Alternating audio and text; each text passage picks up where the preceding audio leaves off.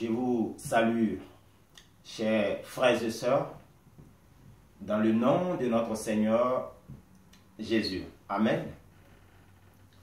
Ce matin, Dieu nous fait grâce de nous retrouver en ce lieu de prière pour entendre sa parole, pour être enseigné, pour être édifié, pour être fortifié et de comprendre notre position en tant que des enfants de Dieu.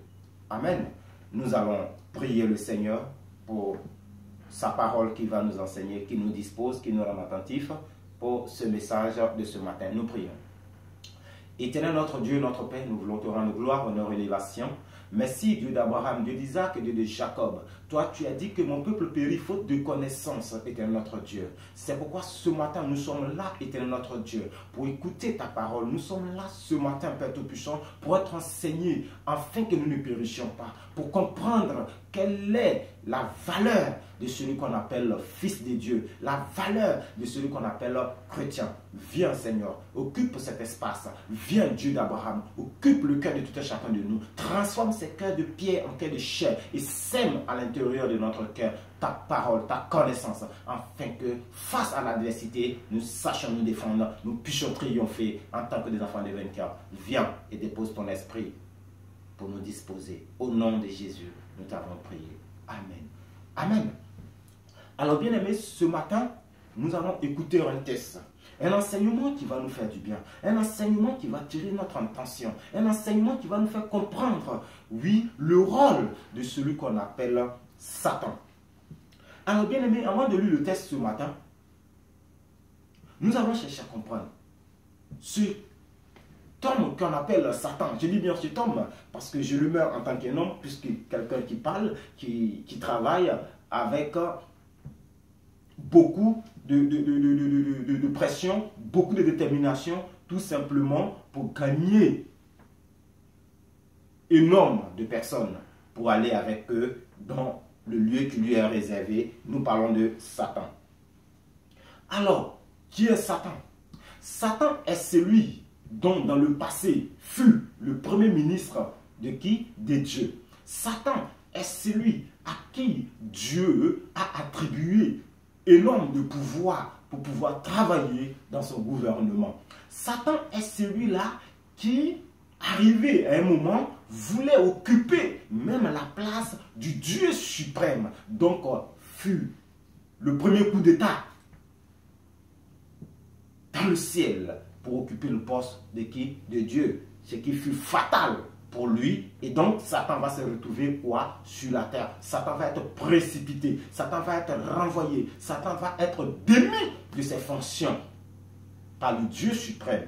Et Satan va descendre, oui, sur la terre avec toute une équipe avec lui. Et quel sera le rôle de ce Satan? Satan va venir et son rôle est d'empêcher ceux-là qui veulent être fidèles à Dieu, ceux-là qui veulent être attachés à Dieu, ceux-là qui veulent être des vrais élus de Dieu, qui veulent être sincères avec Dieu, ceux-là qui ne veulent pas douter de Dieu, ceux-là qui ne veulent pas être dans le doute si vraiment Dieu est celui qu'il faut suivre ou pas. Ceux-là seront menacés, ceux-là seront attaqués, ceux-là seront troublés. Par qui? Par Satan sur cette terre. Amen.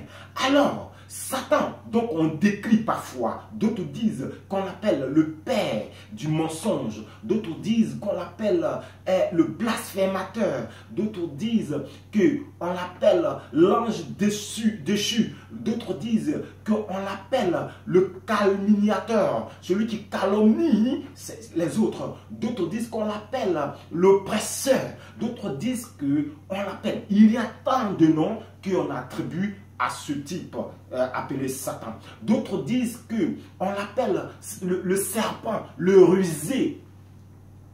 Bien aimé, tas de noms ont été attribués à Satan. Pourquoi? Parce qu'il était fort furieux pour déstabiliser tout ce que Dieu a mis en place pour l'être humain. Amen. Nous savons que lorsque Dieu avait créé toutes choses, Dieu a fait l'homme à quoi? À son image. Dieu a fait l'homme à son image pour que l'homme puisse dominer sur la terre, pour que l'homme puisse donner des noms à tout ce que lui, Dieu, il avait créé. Alors, ce Satan, donc, on prend l'image du serpent.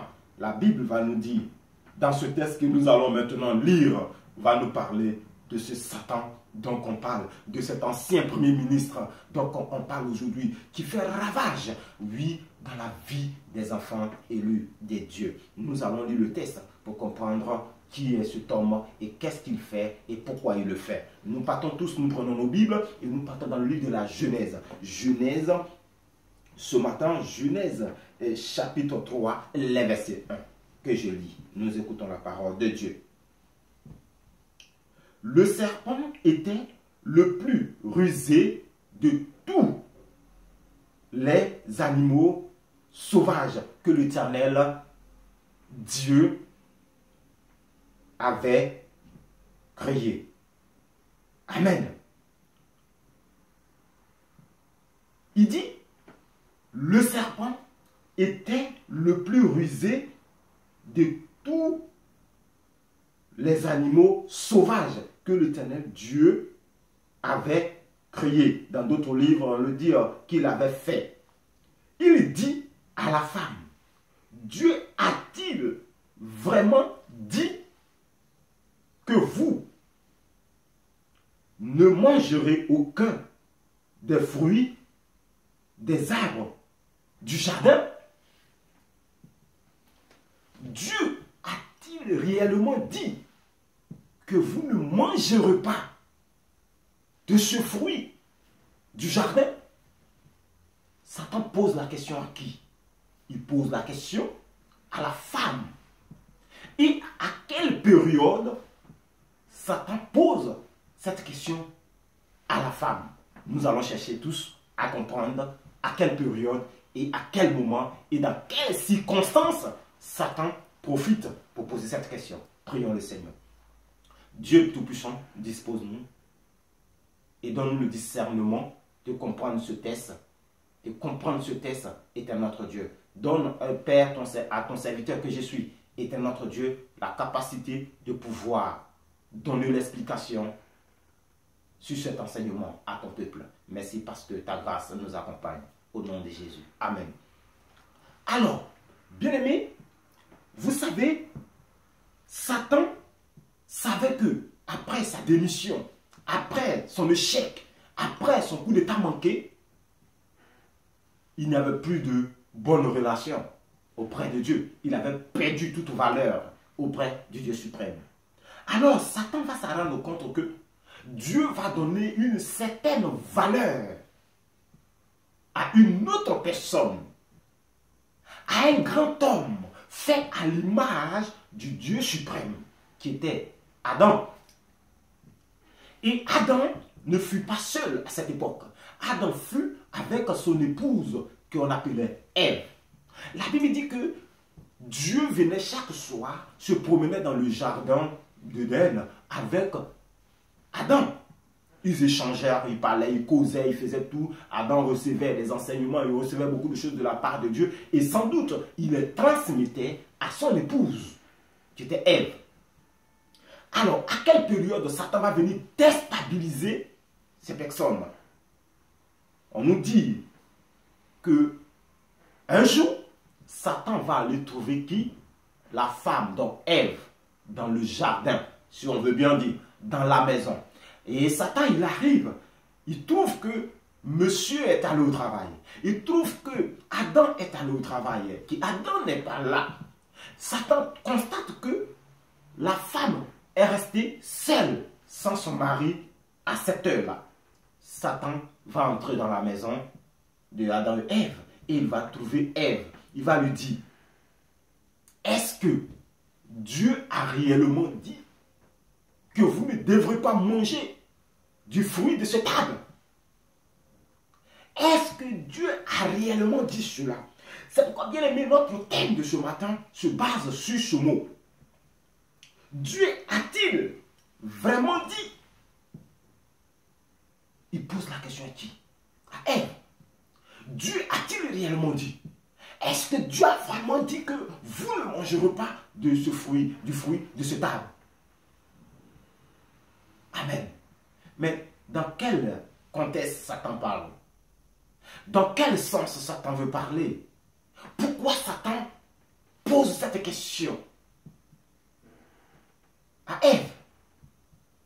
Tout simplement, Satan veut mettre en doute la parole de qui? De Dieu prononcée envers Adam et Ève. Satan veut faire douter la foi. Satan veut mettre en doute la foi d'Adam et Ève. Mais il vient à une heure, à un certain moment où c'est l'occasion propice, c'est l'occasion favorable. Pourquoi c'est l'occasion favorable? Parce qu'il sait que la femme se retrouve seule. Et nous savons qu'on a l'habitude de dire que union fait la force. Amen. Donc, il sait que la femme qui se retrouve seule aura du mal à se défendre. Être seule, l'homme a la facilité d'arriver à nous convaincre. Amen. Donc, il vient au moment où Ève est seule. Pourquoi Satan n'est-il pas venu au moment où Adam et Ève étaient dans leur maison pour venir leur poser la question? Puisque ce message a été livré à Adam. Satan devrait attendre lorsque Adam et Ève sont dans leur maison, il vient et il pose la question à tous les deux. Est-ce que Dieu a réellement dit que vous ne mangerez pas de ce fruit? Pourquoi il a attendu que monsieur parte au travail et qu'il vienne pour troubler la femme, pour mettre la foi de cette femme dans le doute? Parce que Satan sait que quand tu te retrouves seul, il est difficile que tu résistes à certaines choses. Amen. Donc il pose la question à cette dame, tout simplement pour l'amener à douter de ce que Dieu a prophétisé sur leur vie, pour les mettre à douter de ce que Dieu a dit sur leur vie, de les mettre à douter afin de pouvoir perdre la valeur que Dieu leur a donnée. Voilà le but de Satan.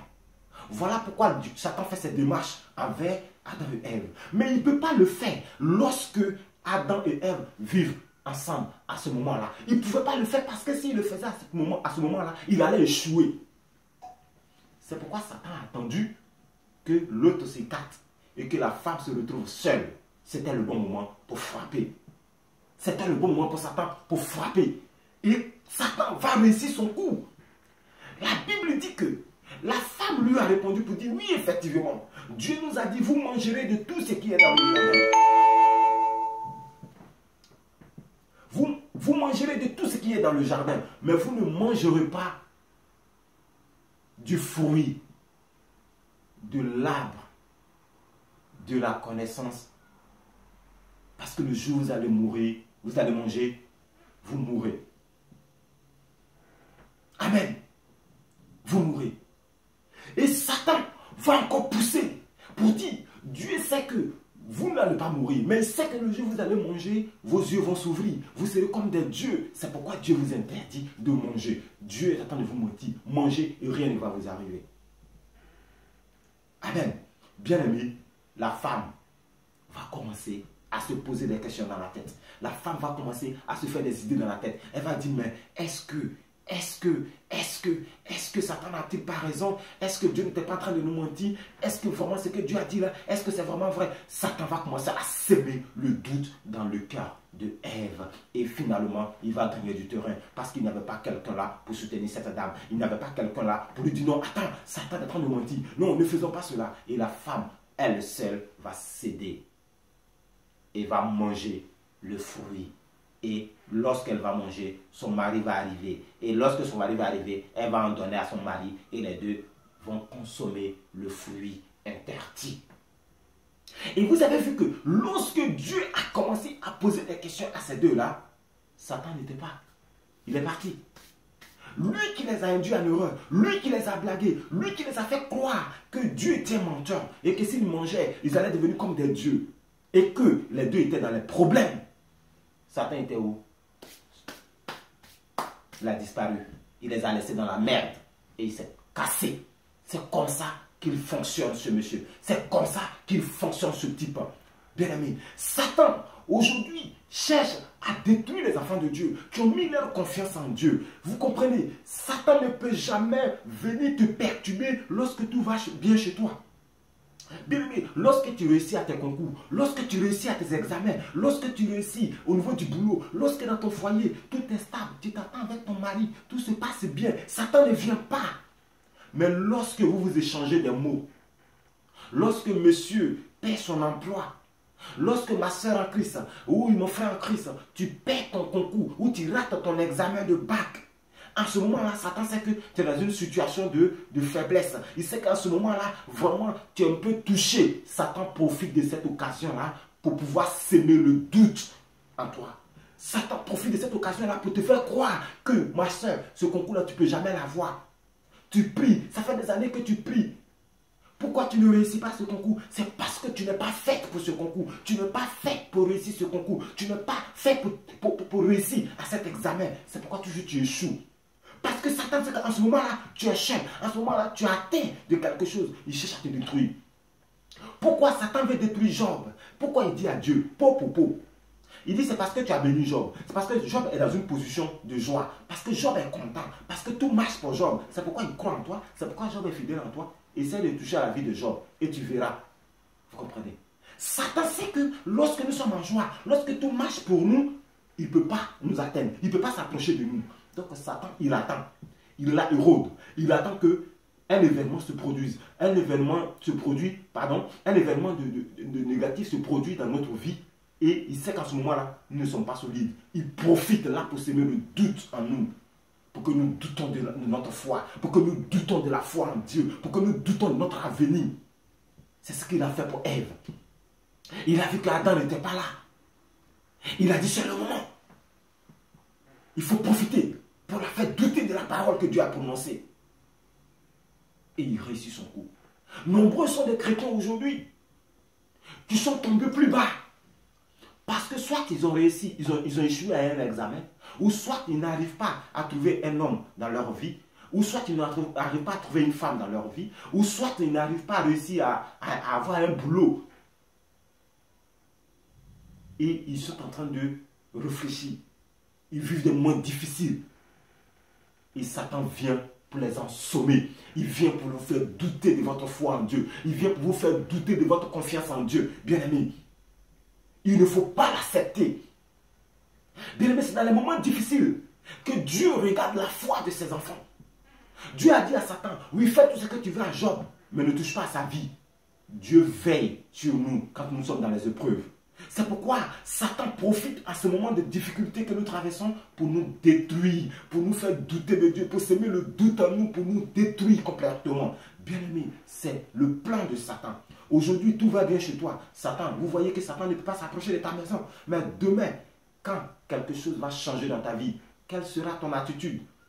Regardez, Satan sait que Jésus-Christ fait 40 jours, 40 nuits dans le jeûne de prière. Et qu'il savait que Jésus-Christ avait une faiblesse. Et que sa faiblesse était quoi? La nourriture. Il avait faim. La Bible dit que Satan va commencer quoi par cette faiblesse-là? Il va lui dire quoi? Transforme ses pierres en pain. Parce qu'il sait que la seule chose que Jésus-Christ, le corps avait besoin, c'était de la nourriture. Il profite à cette occasion-là.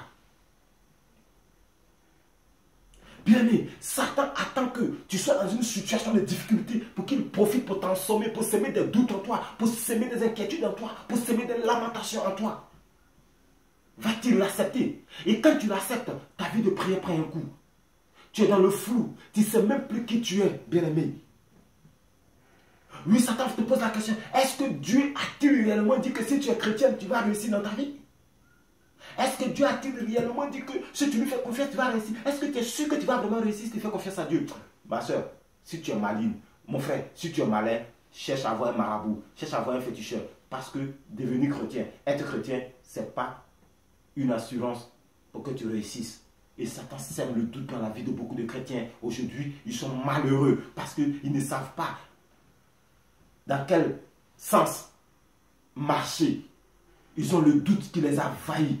Ils ne savent plus quoi faire. Bien-aimé, c'est parce que dans ces moments difficiles-là, tu n'es pas resté ferme dans la foi. Tu as laissé Satan s'aimer en toi le doute comme il a sémé dans la vie de Ève. ce matin, c'était pour te dire ce message, pour te dire que tu traverses un moment difficile, certes. Tu vis des moments difficiles, oui. Mais bien aimé, Dieu est avec toi. C'est un moment d'épreuve. Aussi pour montrer ta capacité de foi en ton Dieu. Pour montrer que ce n'est ni la pression, ni les épreuves, ni la maladie, ni les échecs ne peuvent te séparer de l'amour de ton Dieu. Et que tu n'as pas accepté d'être enfant de Dieu, fils de Dieu, héritier de Dieu. Seulement pour que tout aille mieux pour toi. Mais aussi tu as accepté d'être chrétien, même si tu traverses des moments difficiles. Tu as accepté de faire confiance en ton Dieu. Que tu n'es pas chrétien simplement quand tout va bien, mais tu es aussi chrétien quand tout va mal. La Bible dit que la femme de Job a dit, maudit Dieu et meurt. Elle a dit, mais pourquoi? Job lui a dit, mais pourquoi nous préférons, nous aimons être toujours en bonne santé et nous refusons de tomber malade? Pourquoi, bien-aimé, tu veux toujours être dans le bonheur, dans le luxe, dans la joie et jamais être à un moment donné dans les difficultés? Bien-aimé, ça fait partie de la vie chrétienne. Parce que tu es chrétien, c'est pourquoi tu es persécuté. C'est parce que tu es un élu de Dieu, c'est pourquoi tu es persécuté. Mais dans les épreuves, bien-aimé, nous devons garder la foi. Nous ne devons pas céder au doute de Satan. Nous ne devons pas céder à la pression de Satan. Parce que c'est pour nous détruire, c'est pour nous déstabiliser, c'est pour détruire ta vie chrétienne. Quelles sont les situations que tu traverses, bien-aimé? Je ne sais pas. Mais quelles sont les idées qui te viennent dans la tête, bien-aimé? Tu es la seule personne qui le sait. Fais le bon choix. Ne laisse pas Satan s'aimer le doute dans ta vie. Parce qu'il veut te faire douter. Dieu a prophété sur ta vie. Dieu a dit que tu es faite pour réussir. Dieu a dit que tu es fait pour réussir. Il dit que vous serez à la tête et non à la queue. Mais Satan veut faire douter. Satan veut mettre le doute sur cette parole-là. Et Dieu dit dans le livre de Jérémie, 29, verset 11, il dit, je connais les projets que j'ai formés sur vous, des projets de paix et non de malheur, afin de vous donner un avenir et de l'espérance. C'est tout ça, Satan veut te faire douter de tout ça. Pour te dire que tu n'es pas fait pour réussir. Ne crois pas à cela. Ne cède pas au doute. Ne cède pas aux propositions de Satan. Mais demeure dans la prière, demeure dans la foi, demeure dans la persévérance. Car au bout de la souffrance, au bout de la traversée du désert, il y a le pays de Canaan qui t'attend devant. Il y a le pays de Canaan qui t'attend devant. Dieu a sa main sur toi pour te soutenir dans cette épreuve que tu traverses. Ne cède pas au doute, ne laisse pas Satan te troubler. Tel est le message que Dieu m'a chargé de te porter ce matin. Que la grâce de Dieu t'aide à faire le bon choix et à ne pas céder au doute qui est les propositions de Satan. Que Dieu nous bénisse. Au nom de Jésus-Christ de Nazareth, nous avons prêché ce message pour vous et pour nous tous qui sommes enfants de Dieu. Que Dieu nous bénisse. Amen. Nous prions le Seigneur. Éternel notre Dieu, notre Père, merci pour cet enseignement que tu viens de nous donner ce matin. Accompagne-nous à marcher dans la foi et à ne pas céder au doute que Satan veut s'aimer en nous. Que nous restons fermes, que nous ayons une foi ferme qui est notre assurance et notre espérance. Que la gloire te revienne au siècle des siècles. Au nom de Jésus, nous avons prié. Amen.